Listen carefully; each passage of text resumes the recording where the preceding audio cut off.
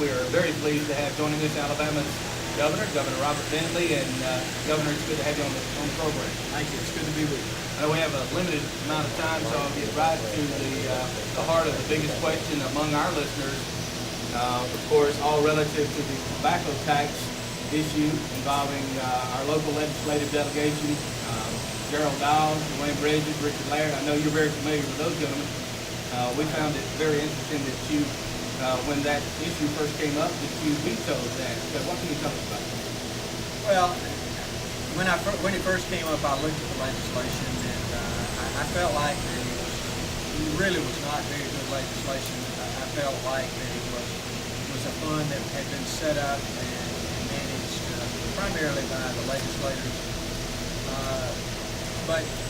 And I'm not one that ever wants to veto local legislation. I think that it should be advertised and then let the people comment on the legislation, and then they can tell their representatives whether or not they like the legislation. After we looked at it, we saw that what was advertised in the paper was not what was passed as the final legislation. And so, mainly because of that, I felt like it was unconstitutional. That's the reason the occupational tax up in Birmingham was struck down, because the advertisement and the bill was not the same. So we vetoed it primarily because of that. It was not necessarily an illegal bill.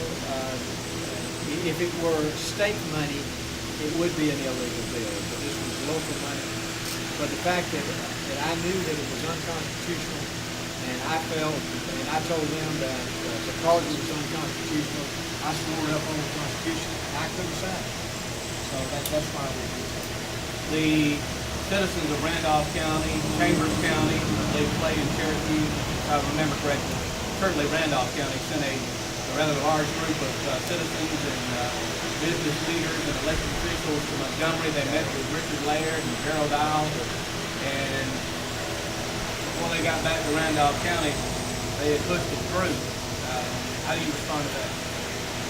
Well, I think what happens is most of the representatives and the senators did not, even though some voted against it, most of them didn't want to override somebody that they're in the House and the Senate with all the time.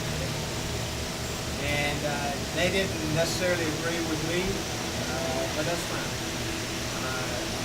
I felt it was unconstitutional, and that's why I vetoed it.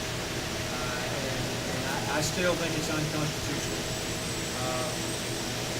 But I didn't. Look, these guys are good guys. Let me say, Dwayne Bridges is one of the finest men that I know.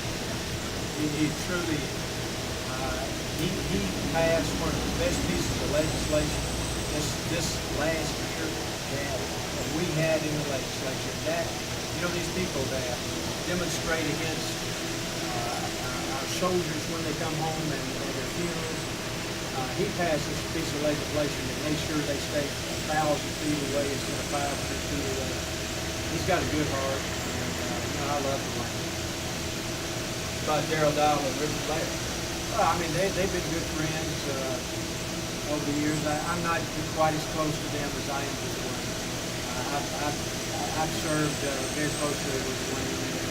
Dwayne has a good heart, and he's a good friend. Now, has that been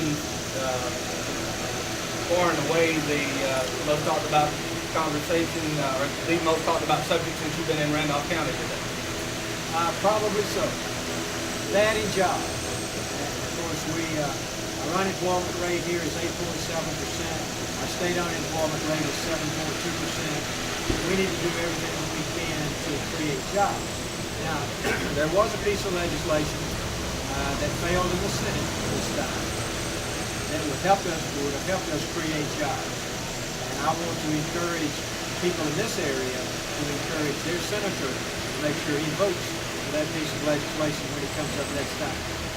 It's hard for me to let go of the other issue, Governor, pardon me, and I won't keep you, but because this continues to be a sore subject in these counties, you feel it's unconstitutional.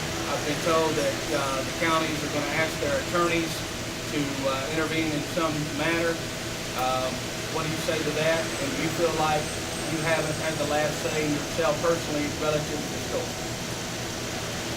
Well, I think now it's up to the local, whoever, I saw an article recently that someone was going to file a suit, and I think they should do that.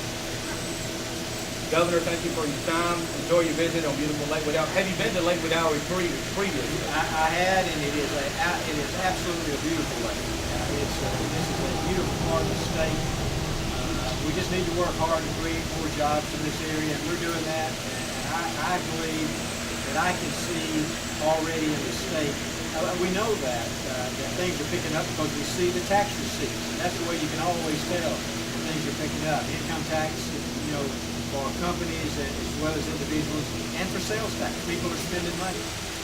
I know, Governor, you're, of course, from Tuscaloosa and have strong ties to the University of Alabama. But I'm also the president of the Board of Trustees at all. Well, I can't, everybody's got to be somewhere, I suppose. But on a serious note, what about the University of Alabama softball team? I know you probably had a chance to watch it. I stayed up and watched that. My wife said, I turned it down so it wouldn't keep her awake. And she said, just tell me who won in the morning. I said, okay, I will. But I stayed up and watched it. And that last strikeout, it was great. Governor, thank you for your time. Thank you. All right.